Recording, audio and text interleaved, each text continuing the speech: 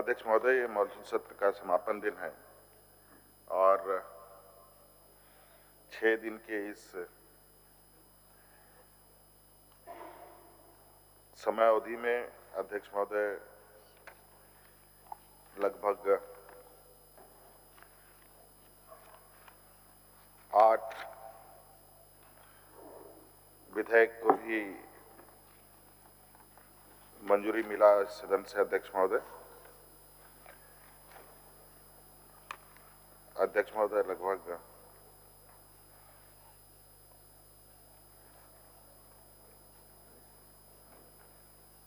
इस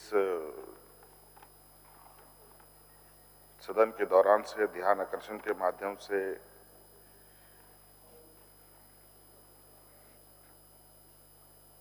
इक्यावन सूचनाएं प्राप्त हुई। अध्यक्ष महोदय, अल्पसूचित 131, तारांकित 223, इस तरीके से माननीय सभी लगभग विधायकों ने किसी न किसी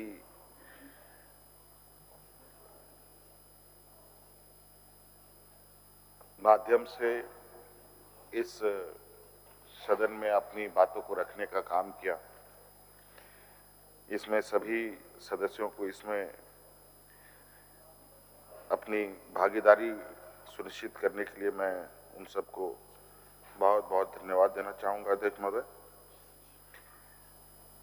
चूंकि सत्र के अंतिम में पड़ाव में नेता सदन का भाषण है, तो उस पर मैं अपनी बातें यहाँ रख रहा हूँ। अध्यक्ष महोदय, हमारे विपक्ष की भूमिका सदन में बहुत बड़ी होती है। किसी भी सदन अगर विपक्ष नहीं है तो कहीं ना कहीं सरकार भी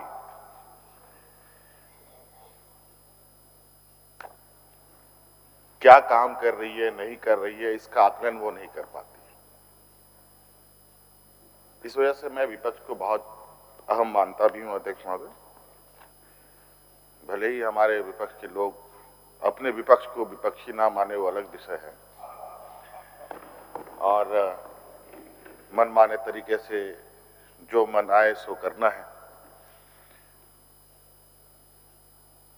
तो अध्यक्ष महोदय, हमारे विपक्षियों ने विधि व्यवस्था को लेकर सदन की विधि व्यवस्था को ध्वस्त कर दिया। अध्यक्ष महोदय, विगत इन 5-6 दिनों में चलिए किसी प्रकार कुछ सहमति, कुछ बेवजह के हंगामे के बीच भी कार्य होता रहा। मैं इसमें अध्यक्ष महोदय, जैसे इनके लिए कुछ विषय ज्वलंत होते हैं, तो स्वाभाविक रूप से सरकार के लिए भी, हमारे लिए भी कई विषय ज्वलंत होती हैं। उन विषयों में से कुछ चीजों को जरूर प्राथमिकता मिलती है कि उस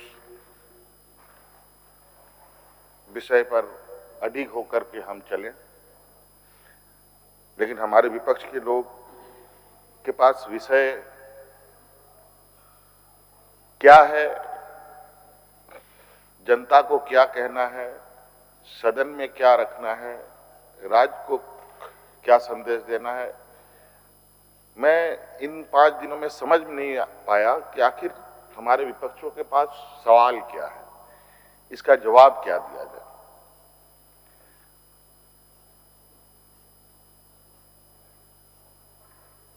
मुझे कहीं ऐसा लगता है कि इनके पास जो मुद्दे हैं, वो मुद्दे अब हमारे विपक्ष के सदस्यों के पास नहीं है, ये कहीं से इंपोर्ट होकर के लाते हैं। जो अध्यक्ष महोदय मुद्दे किसी से लेते हैं और ये जाकर के यहाँ चीजों को रखते हैं।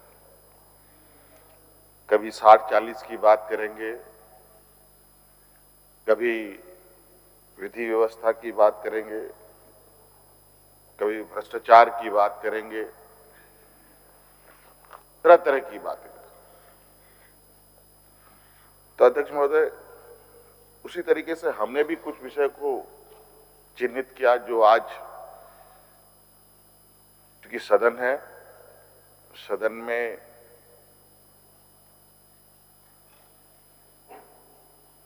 छोटी चीजों के लिए भी जगह होती है, बड़ी चीजों के लिए भी जगह होती है। लेकिन आज वर्तमान परिस्थिति में अध्यक्ष महोदय, क्योंकि हम लोग राजनीतिक दल से भी जुड़े हुए हैं, हम लोगों का भी एक अपना समूह है, हम लोग इंडिया समूह के सदस्य हैं, उधर एनडीए समूह के सदस्य हैं, उसमें भी आऊंगा अध्यक्ष महोदय। और मैं आपको और आपके आसन के माध्यम से सभी माननीय सत्ता पक्ष के लोगों को बोलूंगा, ये हमारे इंडिया समूह के कांग्रेस के वरिष्ठ नेता बड़े भाई राहुल गांधी जी को आज सुप्रीम कोर्ट ने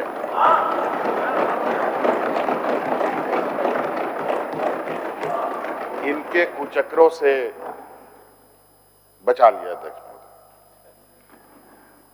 आज अंतोगत्वा गलत की हार हुई और सच्चाई की जीत हुई अध्यक्ष महोदय। इसके लिए मैं राहुल गांधी जी को और न्यायपालिका पर अपनी जो देश के अंदर विश्वास है और उससे मजबूत होता है अध्यक्ष महोदय, और राहुल जी को ढेर सारी शुभकामनाएं देता हूं अध्यक्ष महोदय। आदिवासी दलित की बात करते हैं अध्यक्ष महोदय, पिछड़ों की ये बात करते हैं। मैं तो समझता हूं अध्यक्ष महोदय, देश में आदिवासी दलित विरोधी अगर सबसे अधिक है और सबसे अधिक जो घृणा करने वाले समूह हैं, वो यही समूह है अध्यक्ष महोदय, जो हमारे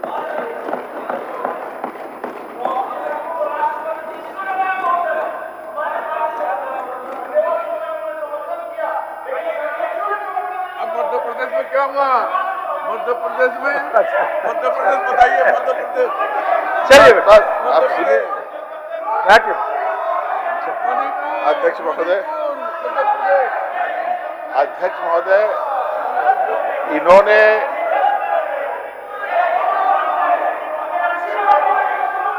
पूरा पश्चिम उत्तर सभी जगह सब तरह का बात सुनने का आदत रखना चाहिए। प्रिंची जी बैठिए।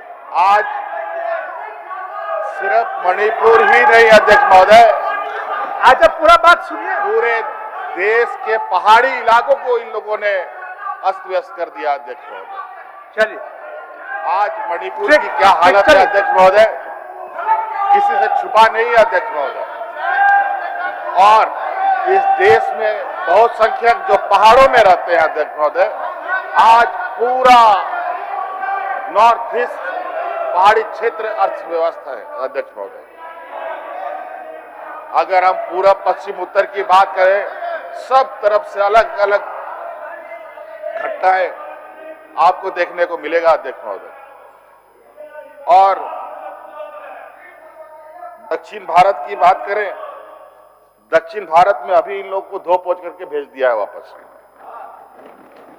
तो स्वाभाविक है इतने इनको तकलीफ होना, क्योंकि ये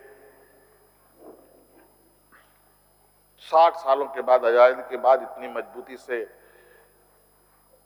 धन बल के आधार पर सत्ता में काबिज हैं अध्यक्ष महोदय।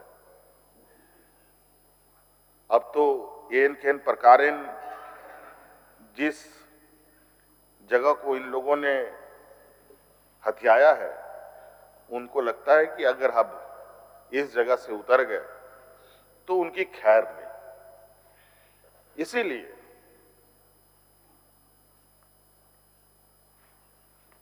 इनके कार्यशैली, कल हम लोगों ने ऐसा कानून पारित किया अध्यक्ष महोदय, जिससे जो कदाचार करने वाले हैं, जो पेपर लीक करने वाले तत्व होते थे अध्यक्ष महोदय, इन पर अंकुश लगाए जा सके। आज सुबह सुबह पहुंच गए महामहिम के यहां,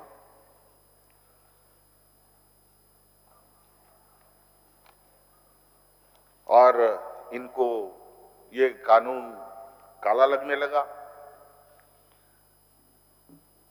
अध्यक्ष महोदय, ये बड़ा विचित्र सा इनका सोच है।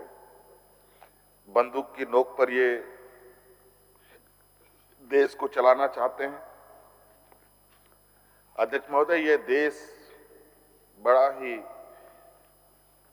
विविधता भरा देश है, जहां हर 20-25 किलोमीटर में भाषाएं बदल जाती है, अलग अलग जात धर्म के लोग रहते हैं, अलग अलग बोलचाल वाले लोग रहते हैं, अलग अलग रंग रूप के लोग हैं। और अध्यक्ष महोदय,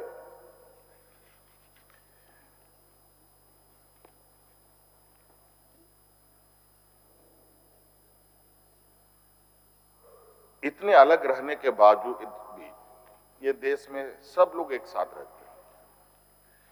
ये दुनिया के लिए एक आश्चर्य से कम नहीं है अध्यक्ष महोदय। और अगर इतने मिलजुल कर रहते हैं इस राज्य में, इस देश के अंदर, हर एक समुदाय के लोग, और उसमें मणिपुर की बात में आए, ये कैसे हो सकता है? और आज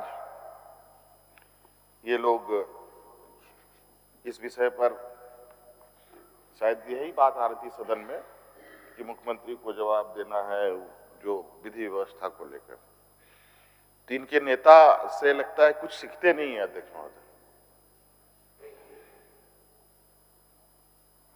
या फिर ये सीख कर ये आते हैं कि इसी तरीके के ड्रामे करने हैं आपको सदन के अंदर। हम लोग तो कुछ अपने राज्य के हालात और परिस्थितियों को देखकर सीखे, कुछ अपने अग्रणी नेताओं से हम लोगों ने सीखा, कुछ हम लोगों ने पूर्वजों के सोच को ग्रहण किया, और आज इस राज्य को एक दिशा देने की एक बड़ी भूमिका लोगों ने हमें जिम्मेवारी के तौर पर दी है अध्यक्ष महोदय। ये अध्यक्ष महोदय आज के लिए बहुत चिंता का विषय है कि हमारे विपक्ष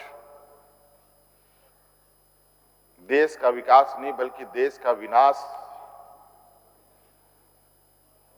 पर ज्यादा अध्ययन, ज्यादा चिंतन करते हैं। समाज के अंदर जहर के बीज कैसे बोए जाएं, इस काम में लगे रहती है। अभी आपने देखा अध्यक्ष महोदय, अभी हाल में ही कहा जो किसी ट्रेन में 4 लोगों को गोली मार दिया गया, और उसके बाद उस पुलिस वाले का वक्तव्य क्या था वो मैं कह नहीं सकता, जाति सूचक बातें थी। अभी अध्यक्ष महोदय विधि व्यवस्था का बात को देखें तो हरियाणा में क्या चल रहा है देख रहे हैं अध्यक्ष महोदय। वहां पर तो मानो कि पुलिस के संरक्षण में, जो आजादी के बाद जहां कभी कोई घटना ना घटा हो, कोई द्वेष का कोई या कोई भी पथराव, लाठी डंडा कभी हुआ हो, आजादी के बाद कभी नहीं हुआ था। अचानक अभी ये कैसे होने लगा अध्यक्ष महोदय? ये कहीं ना कहीं अब अलग अलग घटनाक्रम को अगर आप देखें तो कमूमन सब तरीके का जो आवाज है वो आवाज एक कॉमन सा आवाज आपको सुनाई देगा।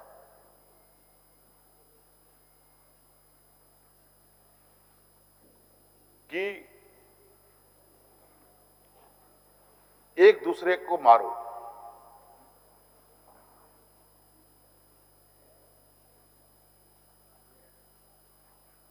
ये एक बड़ा अजीब सा परिस्थिति है अध्यक्ष महोदय, और ये कहीं ना कहीं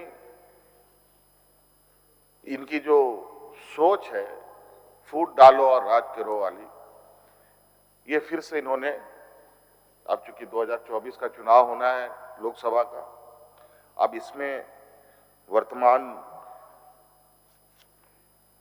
परिस्थिति में जो इंडिया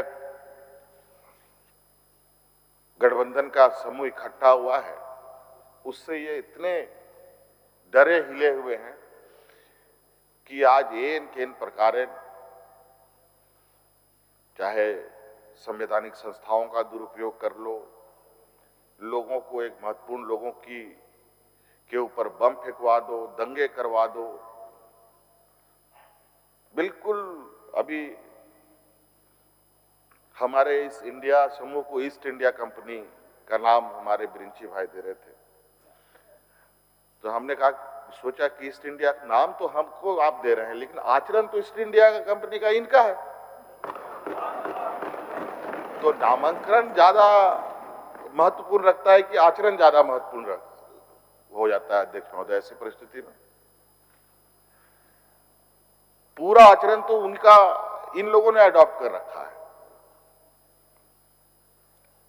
और बात कहते हैं हम लोगों को ईस्ट इंडिया कंपनी,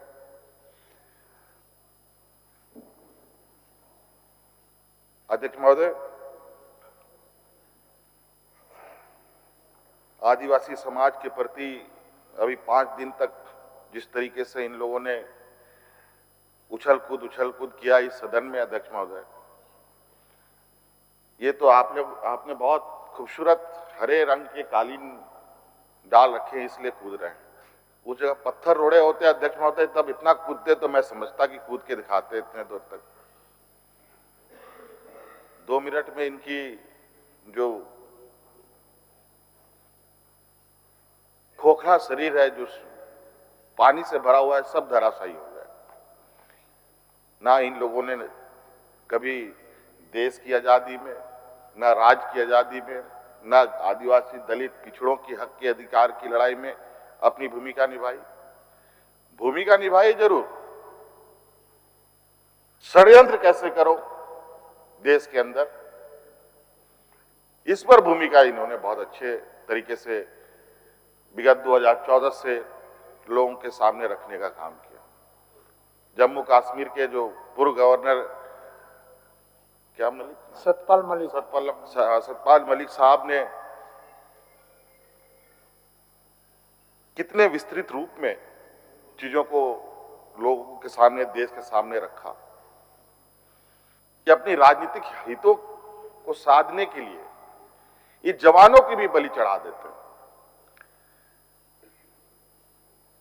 हम लोग अक्सर टीवी में देखते थे कि प्रधानमंत्री जी कभी लेह लद्दाख की उन बर्फीला इलाके में जाकर के वहां पर जवानों का हौसला अफजाई कर रहे हैं, कभी रक्षाबंधन में, कभी दिवाली में, कभी दशहरा में, पता नहीं क्या क्या हम लोग, इतना लगातार फ्रिक्वेंटली उनका वहां आना जाना हो रहा था।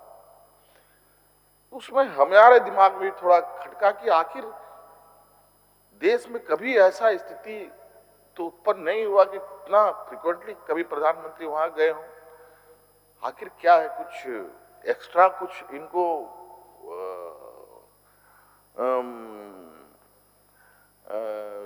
ये मनोबल घट गया है, वो मनोबल बढ़ाने के लिए गए हैं क्या?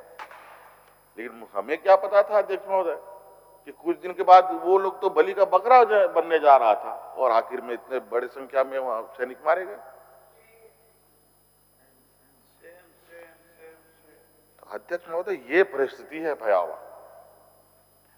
आज इस देश को ये समझना होगा, हमारे युवा पीढ़ियों को समझना होगा। आज रोजगार देने के नाम पर ये सत्ता में आए, महंगाई घटाने के नाम पर सत्ता में आए, आज नौजवानों को बेरोजगार कर दंगाई बनाने में लगे हैं अध्यक्ष महोदय। अब क्या करेगा अध्यक्ष महोदय बेरोजगार नौजवान? स्वाभाविक है, भूख के समय तो शेर भी अपने बच्चे को खा जाता है अध्यक्ष महोदय। ये तो तुच्छ मानव। और लोगों की, इस देश की लोगों की मानसिकता को ये बहुत भली भांति समझते हैं। व्यापारी समूह का जमात पूरे देश में कब्जा कर लिया है और नतीजा ये हुआ कि देश की सारी संपत्ति धीरे धीरे करके बिकते चली गई। कहावत है ना अध्यक्ष महोदय, जब घर का बेटा नालायक हो तो अपने पूर्वजों का जो जितना भी जमा पूंजी है उसी को बेच बाच करके अपना सब खत्म कर देता है। वही हालत है इनका अध्यक्ष महोदय। देश को तो कुछ दिया नहीं, लेकिन देश का सब, यहां तो अंग्रेजों ने लूटा, मुगलों ने आकर के इस देश को लूटा, ये तो घर के ही लोगों ने, इस देश के ही लोगों ने लूट डाला।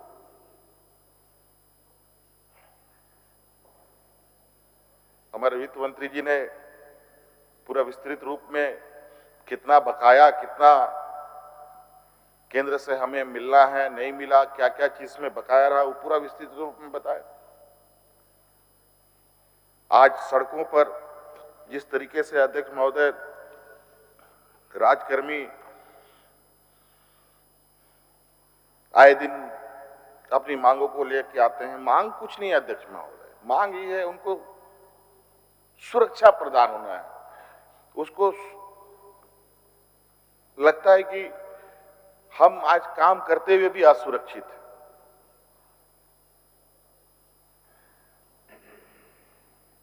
इसीलिए अध्यक्ष महोदय पूरे देश के अंदर पुरानी पेंशन की मांग बहुत जोरों से चल रही है। हम लोगों ने तो अपने राज्य में पुरानी पेंशन लागू कर दिया है अध्यक्ष महोदय, कुछ राज्यों ने भी लागू कर दिया। अब उसी तरीके से अध्यक्ष महोदय कई ऐसे कर्मी जो अनुबंध पर या किसी प्रोजेक्ट के नाम पर, केंद्र सरकार के द्वारा चलाए गए प्रोजेक्ट के नाम पर राज्य सरकार के ऊपर थोपा जाता है और उसके बाद कुछ दिनों के बाद प्रोजेक्ट बंद और जितने कर्मी थे वो सरकार के मत्थे पर। और केंद्र सरकार कितनी चतुराई से अपना पल्ला झाड़ती है अध्यक्ष महोदय कि मानो कि राज्य सरकार, उसके लिए कोई मायने नहीं है। मैं उसमें कुछ उदाहरण देना चाहूंगा अध्यक्ष महोदय। अध्यक्ष महोदय जैसे यहां रसोईया है, हम लोग अध्यक्ष महोदय केंद्र सरकार 600 रुपया देती है, उसमें टॉप अप हम लोग 1400 रुपया करते हैं अध्यक्ष महोदय। आंगनबाड़ी सेविका को केंद्र देती है 2700 रुपया अध्यक्ष महोदय, उसमें हम लोग टॉप अप करते हैं 7300 अध्यक्ष महोदय। आंगनबाड़ी सहायिका को अध्यक्ष महोदय केंद्र देती है 1350 रुपया अध्यक्ष महोदय, हम लोग देते हैं अध्यक्ष उसी में जोड़कर 3600 रुपया और जोड़ते हैं अध्यक्ष महोदय। कुल मिला जुलाकर के लगभग 5000 का राशि उनको होता है अध्यक्ष महोदय। वहीं पारा शिक्षकों के लिए 6500 रुपया केंद्र देती है अध्यक्ष महोदय और उसमें हम लोग 13000 रुपये और जोड़ते हैं अध्यक्ष महोदय। राज्य अपने जेब से जोड़ती है अध्यक्ष महोदय और दूसरे तरफ जीएसटी लगा करके राज्य सरकार के जितनी भी धन संग्रह करने का केन उपाय होते थे वो भी रास्ते बंद कर दिए। अब हैंड टू माउथ, आप भिखारी बनिए रही केंद्र सरकार में। अभी भी हम लोग को प्रधानमंत्री आवास के पैसे नहीं मिले, बल्कि आवास भी कैंसिल कर दे रहे हैं। तो अध्यक्ष महोदय इस तरीके से देश की स्थिति है अध्यक्ष महोदय और हालात है अध्यक्ष महोदय। अध्यक्ष महोदय मुझे लगता है कि बहुत सारी बातें हैं तो हमारे विपक्ष सुनने को तैयार ही नहीं। तो इस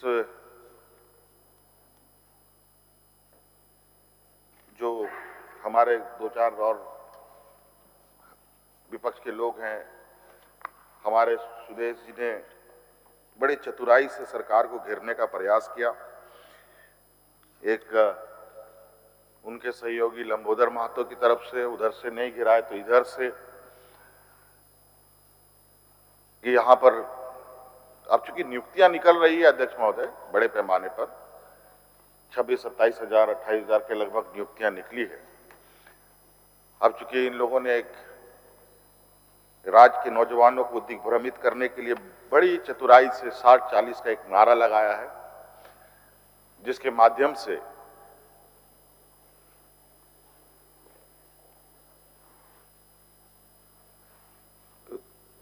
नौजवानों को गुमराह करने का एक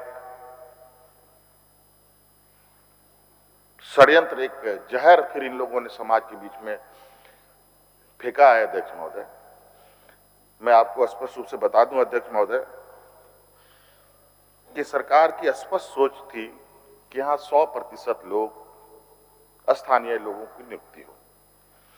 इसी को लेकर हम लोगों ने पूर्व में 32 आधारित नियोजन नीति हम लोगों ने लाने का प्रयास किया था अध्यक्ष महोदय, सदन से पारित भी किया, लेकिन महामहिम के यहां जाकर के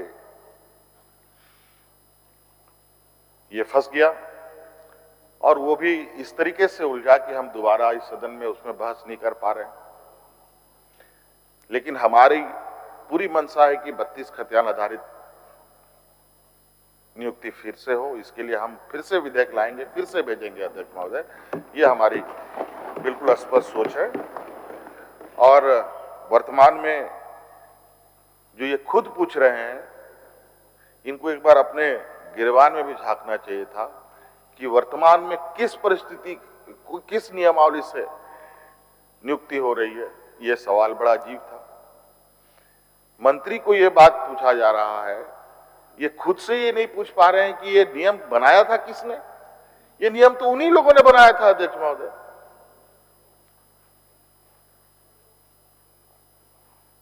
इन्हीं लोगों की वजह से आज ये स्थिति हुई पड़ी है। आज इतने सारे नौजवान, हम लोगों ने सभी नौजवानों से इस विषय में पूछा, क्या हम लोग 19 के 32 आधारित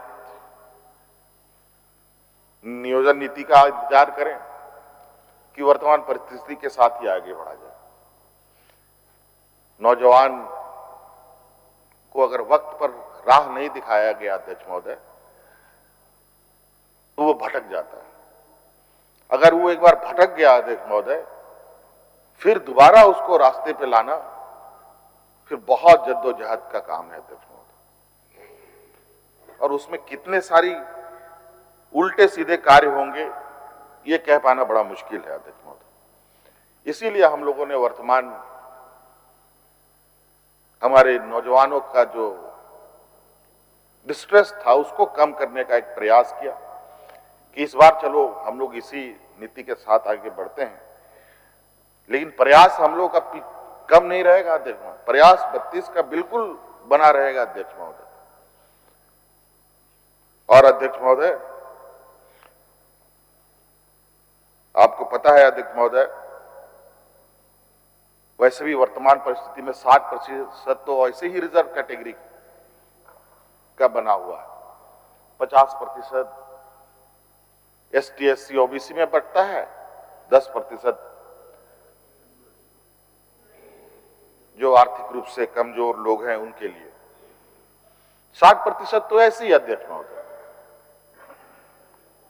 और 40% है। क्या 40% में क्या 40% सब बाहर के होंगे? ऐसा तो नहीं हो सकता। और आज भी अध्यक्ष महोदय, जब इनके वक्त में 75% लोग बाहर से आते थे, आज सरकार की कड़ी निगरानी में और बिना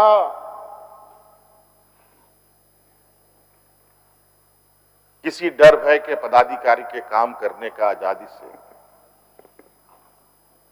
निर्भीक होकर आज के दिन में अध्यक्ष महोदय बहुत मुश्किल से 15-20% ही लोग बाहर से इसमें घुस पा रहे हैं। और मुझे नहीं लगता अध्यक्ष महोदय वो भी ज्यादा दूर नहीं कि आने वाला समय में हम इस परिस्थिति में भी उस 20% को 0% में ले जाने का हम काम करेंगे। अध्यक्ष महोदय, बहुत बहुत सारी बातें हैं अध्यक्ष महोदय, और 9 भी बज रहा है। मैं समझता हूं अध्यक्ष महोदय, जो सरकार के कार्य हैं, बहुत सारी चीजें हैं जो मैं समझता हूं कि अगर सुनने वाले होते तो बोलने में भी ज्यादा अच्छा लगता है। मैं समझता हूं अध्यक्ष महोदय, मैं इस भाषण को दे देना चाहता हूं। प्रोसीडिंग का पार्ट बना, उसको प्रोसीडिंग का पार्ट देख बना। लिया जाता है अध्यक्ष महोदय, और इसको हिस्सा बना लिया था अध्यक्ष महोदय, पढ़ा हुआ मान लिया जाए अध्यक्ष महोदय।